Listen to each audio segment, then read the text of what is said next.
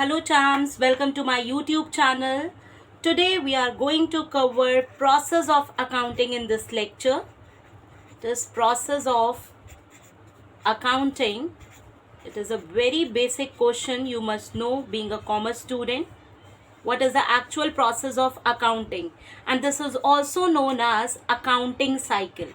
For your knowledge, you must know this thing कि process of accounting को हम accounting cycle भी बोलते हैं. सबसे पहले क्या होता है चाम, अगर किसी भी बिजनेस में अगर हम कोई बिजनेस रन कर रहे हैं तो सबसे पहले क्या होगा, कोई भी ट्रांजैक्शन अकर होगा बिजनेस में.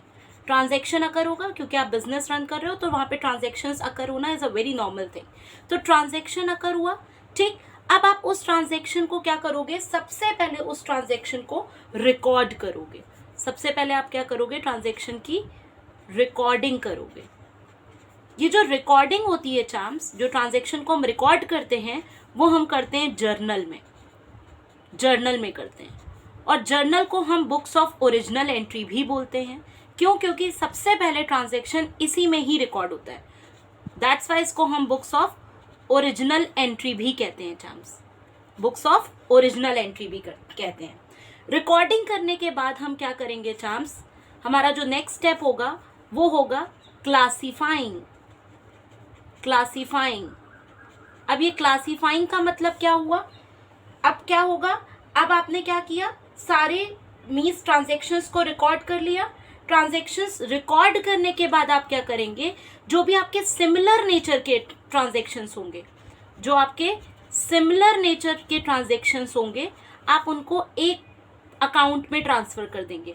सिमिलर नेचर के जो भी आपके ट्रांजैक्शंस होंगे उनको आप एक अकाउंट में ट्रांसफर कर देंगे. और ये काम आप कहाँ करेंगे, लेजर में करेंगे.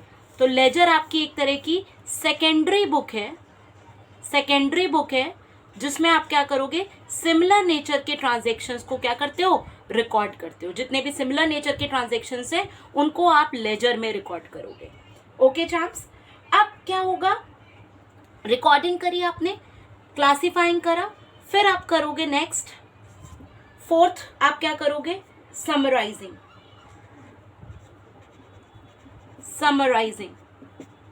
अब आपने क्या कर दिया, ट्रांजैक्शंस को, सिमिलर नेचर के ट्रांजैक्शंस को लेजर में रिकॉर्ड कर दिया. अब आप क्या करोगे, अब समराइजिंग करोगे.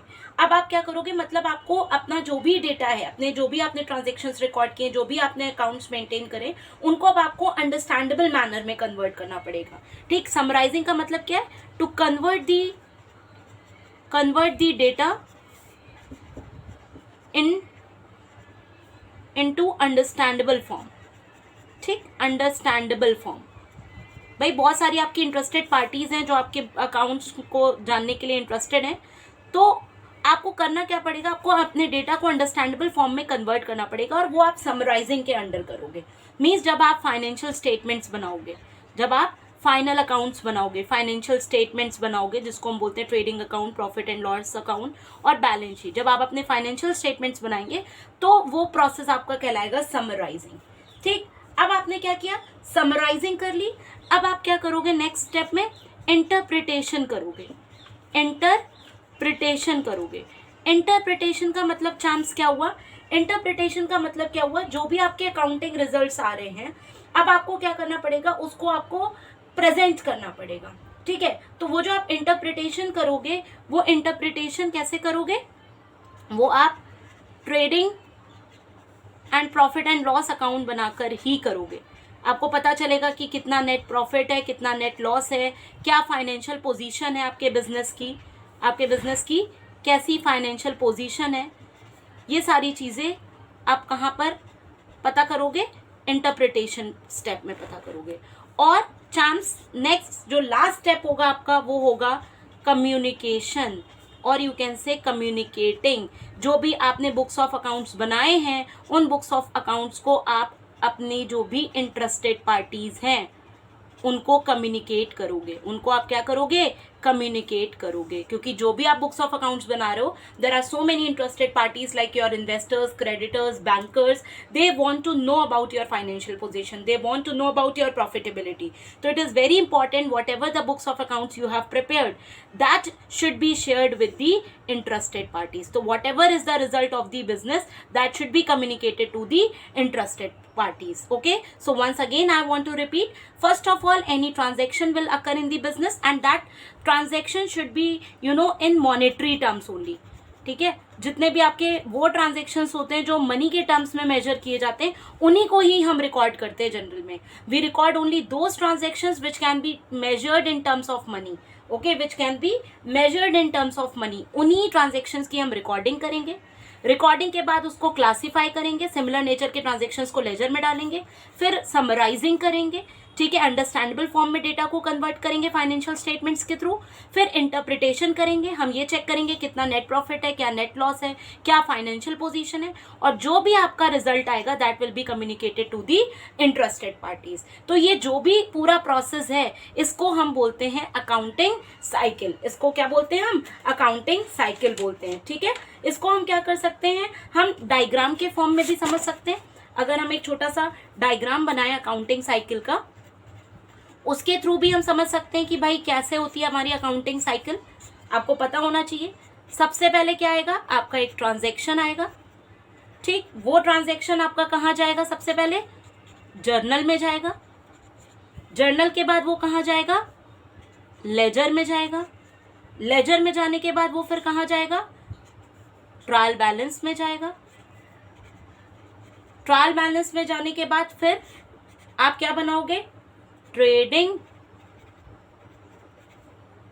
Profit and loss account and balance sheet.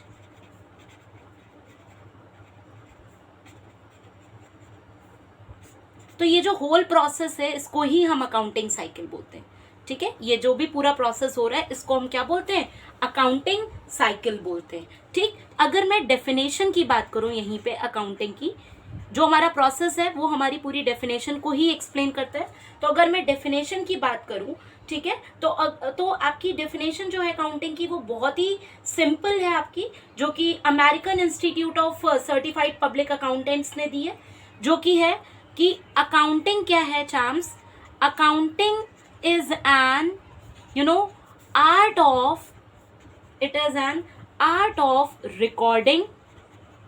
पहला स्टेप था हमारा प्रोसेस का, classifying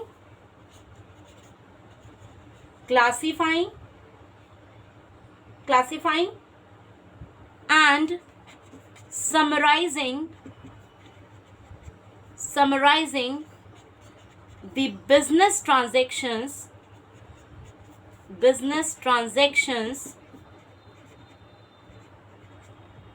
in a systematic manner,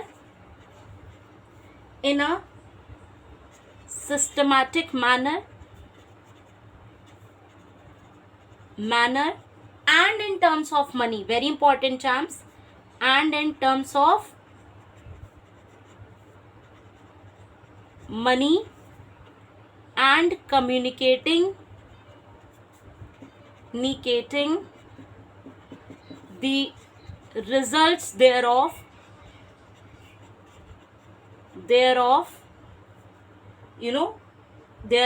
to the interested parties. सो चैम्स हमारी डेफिनेशन क्या बनी, अकाउंटिंग क्या है, अकाउंटिंग एक आर्ट है. Accounting is an art of what, recording, classifying, summarising what, business transaction. ठीक है, रिकॉर्डिंग, क्लासिफाइंग, समराइजिंग किसको करना है, बिजनेस ट्रांजेक्शन को करना है. कैसे करना है, सिस्टमैटिक मैनर में करना है. और किस टर्म्स में करना है, मनी के टर्म्स में करना है. अगर कोई नॉन मॉनेटरी ट्रांजेक्शन है वो आपका बुक्स में नहीं रिकॉर्ड होगा. ठीक, और आपने जब रिकॉर्ड कर लिया आप उसका क्या करोगे, आप उसको कम्युनिकेट करोगे. किसको करोगे, इंटरेस्टेड पार्टीज को. क्यों करोगे, इंटरेस्टेड पार्टीज अपने क्या कर सकें, इन्वेस्टिंग डिसीजंस ले सकें. और उनके जो भी मैनेजमेंट डिसीजंस है वो ले सके, ठीक, तो वो अपने मैनेजमेंट डिसीजंस, इन्वेस्टिंग डिसीजंस ले सके, इसलिए ये जो भी रिजल्ट आता है इसको हमें इंटरेस्टेड पार्टीज के साथ शेयर करना होता है. So once again, accounting is what? It is an art of recording, classifying and summarizing the business transactions in a systematic manner and in terms of money and communicating the results thereof to the interested parties. So I hope charms आपको process of accounting अच्छे से clear हो गया होगा. So for today's lecture, this much is fine. Wait for my next lecture. Stay happy, stay healthy.